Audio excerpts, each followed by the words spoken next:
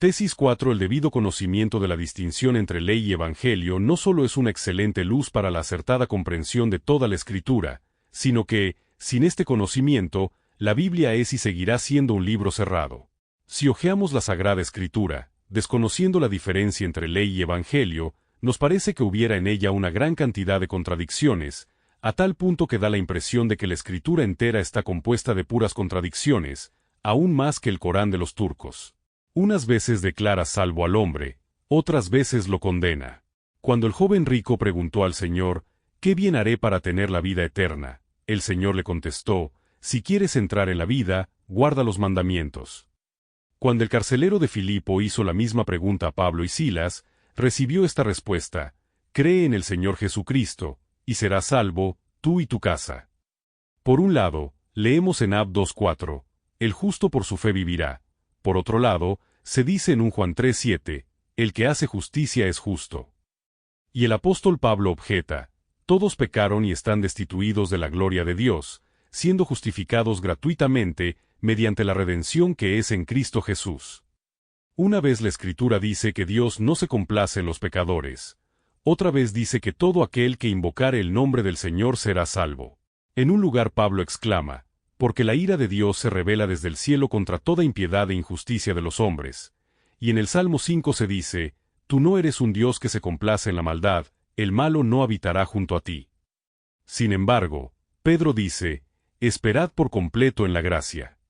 Una vez se nos dice que todo el mundo está bajo la ira, y otra vez se dice, de tal manera amó Dios al mundo, que ha dado a su Hijo unigénito, para que todo aquel que en él cree, no se pierda, mas tenga vida eterna.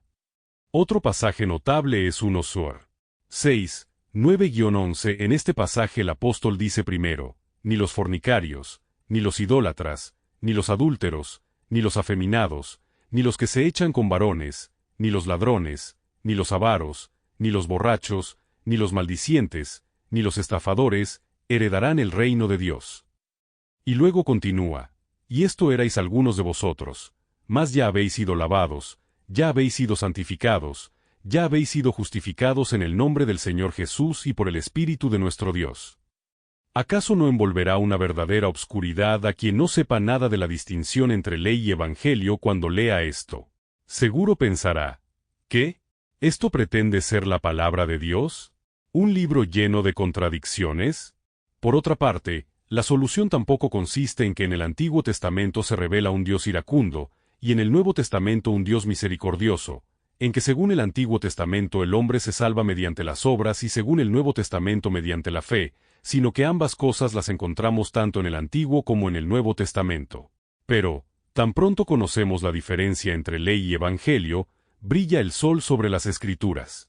Y descubrimos que en las Escrituras reina la más perfecta armonía.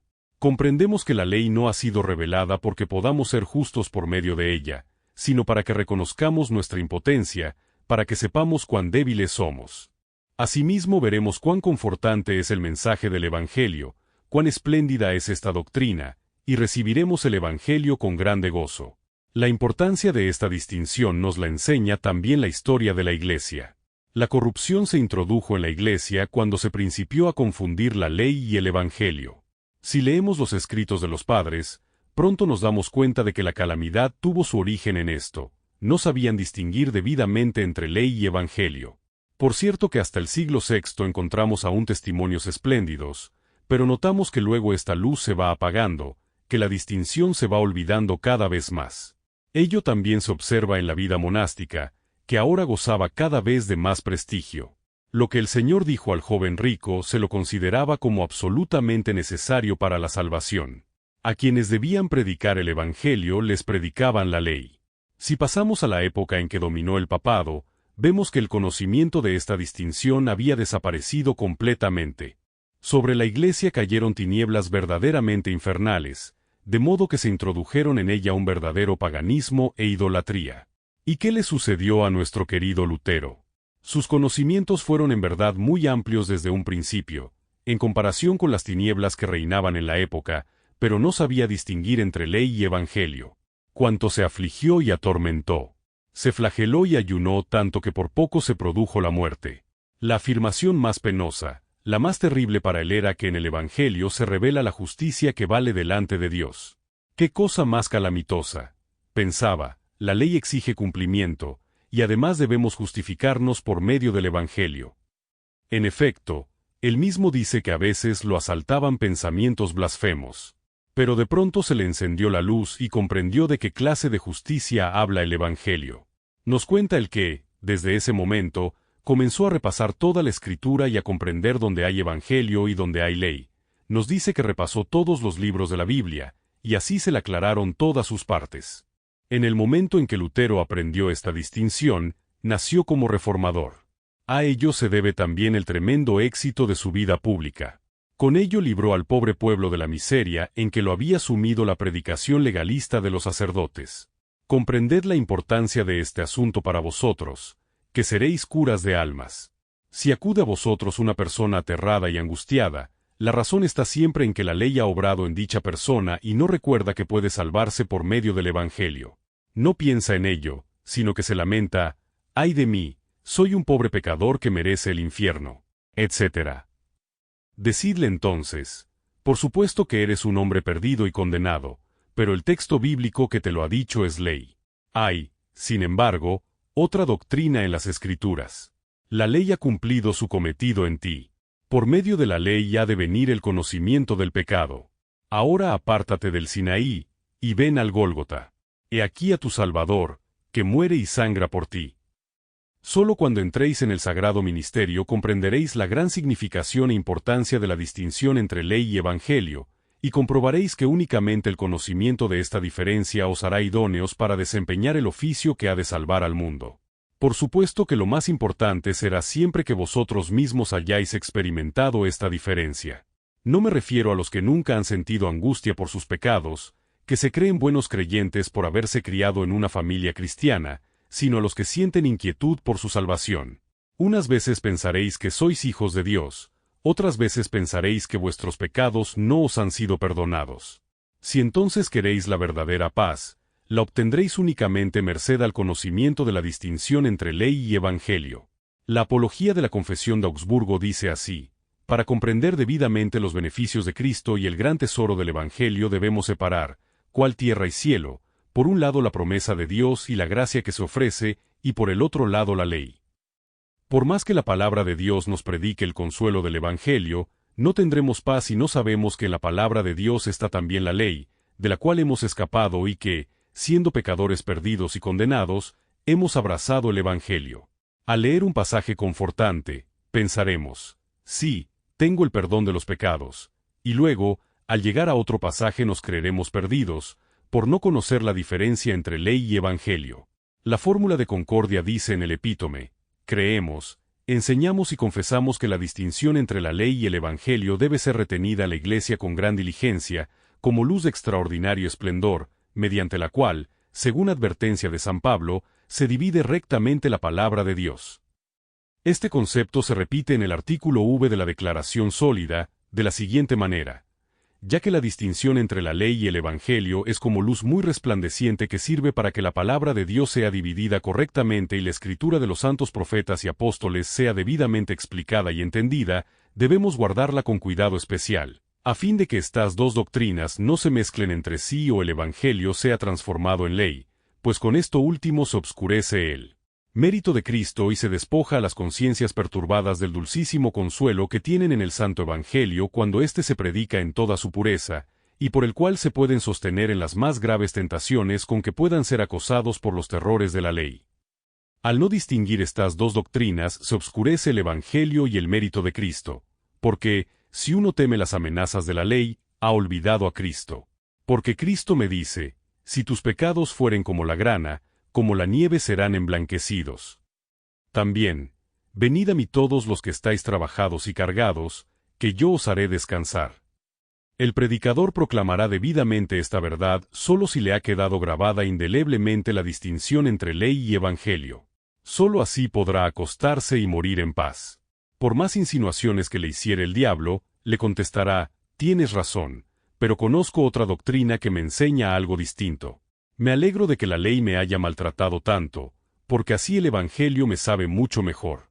En la conclusión del artículo V de la fórmula de concordia se dice, a fin de que estas dos doctrinas, la ley y el Evangelio, no se mezclen ni confundan la una con la otra y no se atribuya a una lo que corresponda a la otra, es menester enseñar y sostener con toda diligencia la distinción inter legem et evangelium, y prevenir todo lo que pueda ocasionar confusión entre las dos doctrinas, esto es, toda confusión y mezcla que pueda obscurecer los méritos y beneficios de Cristo y convertir el Evangelio en doctrina de la ley, como ha sucedido en el papado.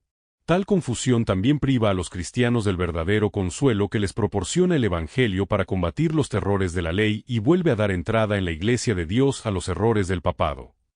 Este peligro también nos acecha a nosotros. Léanse los escritos de los que pretenden ser los mejores predicadores.